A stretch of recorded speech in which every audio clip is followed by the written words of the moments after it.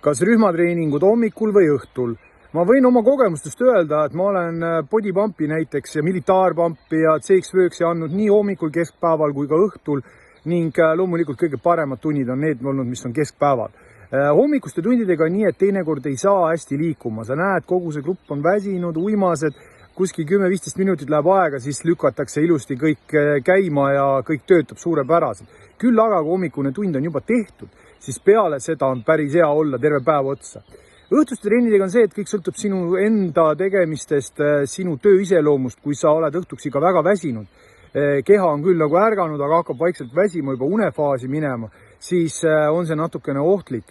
Et loomulikult kõik on väga individuaalne. Aga ma soovitan võimalusel lõhkuda rutiini, käia trennis erinevatel aegadel, kui on sul mõni leping tehtud mõne spordiklubiga, kus on 24 tundi juurdepääs, siis üllatagi enda keha ja vaimu mingite täiesti X kellaaegadega, et kui sul suurt perekohustusi taga ei ole, siis mine kas või öösel kell 3 trenni, kui sa tahad.